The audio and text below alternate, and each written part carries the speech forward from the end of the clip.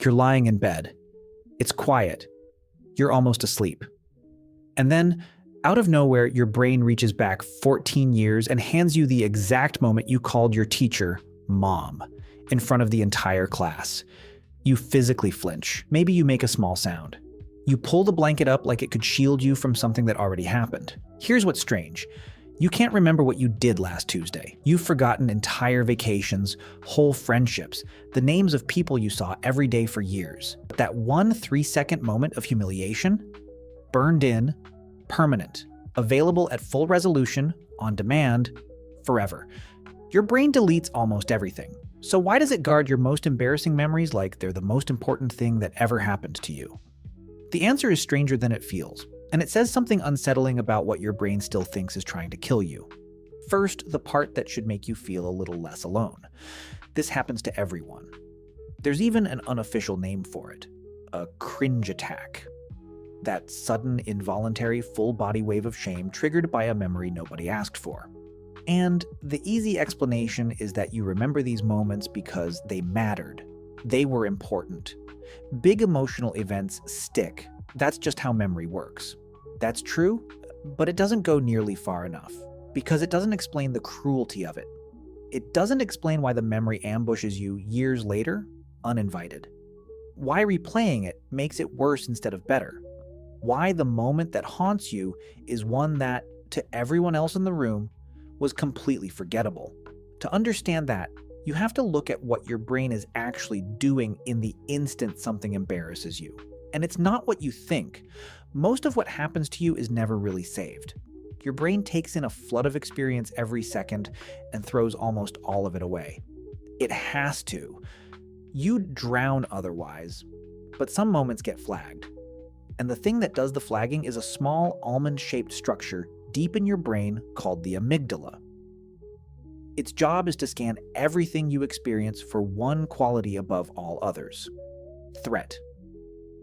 When something frightening or intensely emotional happens, the amygdala sounds an alarm. Your body floods with stress hormones, adrenaline, cortisol, and those hormones do something remarkable. They don't just make you feel the moment. They reach into the memory-forming part of your brain, the hippocampus, and give it an order. Save this one. Save it in bold. Save it like your life depends on it. The neuroscientist James McGaugh spent decades proving exactly this at the University of California. Emotional arousal, he showed, physically strengthens how deeply a memory gets stored. The more charged the moment, the more permanent the recording. So a boring Tuesday gets erased. But a moment of pure, hot, body-flooding shame, your brain stamps it critical and files it somewhere it can never be lost. The real question is why? Why would your brain treat a small social slip-up like a life-or-death emergency? And the answer goes back much further than you'd believe. Here's something neuroscience has confirmed that almost sounds impossible. To your brain, being rejected hurts in the same place that being injured does. In 2003, a team led by the psychologist Naomi Eisenberger ran a now-famous experiment. They put people in a brain scanner and had them play a simple online ball-tossing game with 2 other players. Then, partway through, the other 2 players stopped throwing them the ball, just left them out. A tiny, almost trivial social rejection. But inside the scanner, something dramatic happened. The exact region that lights up during physical pain, the dorsal anterior cingulate cortex, lit up during the social rejection too. Being excluded didn't just feel bad, it registered neurologically as pain. Why would evolution build us like that? Because for almost all of human history, your survival depended completely on your group. Alone, a single human in the wild was a dead human. Exile wasn't an inconvenience, it was a death sentence. So your brain evolved to treat the threat of rejection with the same red alert urgency as a physical wound. And embarrassment is the alarm bell for that exact threat. Now put the 2 pieces together. Your amygdala saves anything that feels like a survival threat. And your brain files social humiliation as a survival threat. Which means the moment you said the wrong thing and felt the whole room turn to look at you, your brain didn't sort it under awkward, it sorted it under danger. The same shelf as a near-death experience. burned in high definition so you'd never make that fatal mistake again. Your brain isn't being cruel. It thinks it's saving your life. And that's only half the story. Because saving the memory is one thing. The real torture is that it won't leave you alone. It comes back, uninvited, years later, in the dark. Part of that is something called the Zeigarnik effect. Nearly a century ago, a psychologist named Bluma Zeigarnik noticed that people remember unfinished tasks far better than finished ones.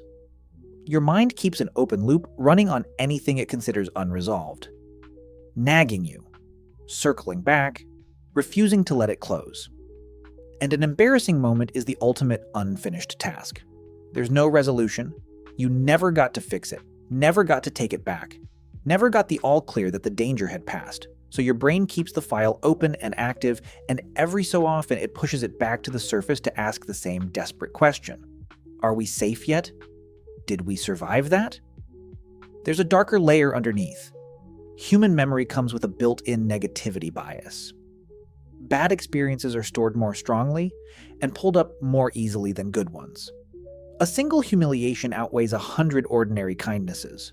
From a survival standpoint, it's brutal logic. The creature that obsesses over its mistakes is the creature that doesn't repeat them. And here's the cruelest mechanism of all. Every time you replay that memory, you aren't just watching it, you're resaving it. Memories aren't stored like files sitting untouched on a drive. Each time you pull one up, your brain rewrites it before putting it back. So every cringe attack, every 3 a.m. flinch carves the groove a little deeper. You think you're suffering through the memory. You're actually strengthening it, so that's the machine. A perfect engine for permanent, self-renewing shame. Case closed. Well, not quite, because this entire system is built on one assumption that simply isn't true. Your brain saved that memory to protect your standing in the group. It assumed the moment was witnessed, judged, remembered by everyone who saw it. It assumed the danger was real. It wasn't. In the year 2000, a psychologist named Thomas Gilovich ran an experiment at Cornell. He had students pull on a deeply embarrassing t-shirt, a giant photo of the singer Barry Manilow, and walk into a room full of other people. Then he asked them a single question. How many people do you think noticed? On average, the students were sure about half the room had clocked the humiliating shirt. The real number was about 23%, less than half of what they imagined, and in later versions, even fewer. Gilovich called it the spotlight effect, our deep, false conviction that everyone is watching us as closely as we watch ourselves. They aren't. They never were. Everyone else in that room was busy starring in their own private movie, worried about their own Barry Manilow shirt. Now, think about what that means for the memory keeping you awake. The moment you've replayed 10,000 times, the one you're still ashamed of years later, was barely noticed by anyone who was actually there. And the few who did notice forgot it by dinner. They have lived years of their lives without that moment ever crossing their minds again. You are the only person left on Earth who still remembers it. The trial you keep reliving has no jury.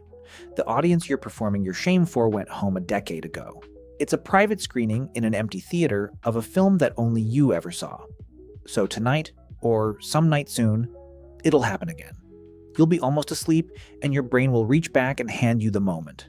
And you'll flinch. But now you know what that flinch actually is. It isn't a verdict, it's a false alarm, fired by a system so desperate to keep you safe, so terrified of getting you cast out of the group, that it took a 3-second mistake and labeled it a threat to your life. It was never cruelty. It was love, running on ancient code, guarding you from a danger that was never really there. The people in the memory let it go a long time ago. They were never watching as closely as you thought. You are the last one still holding it, which means you're also the only one who can finally set it down.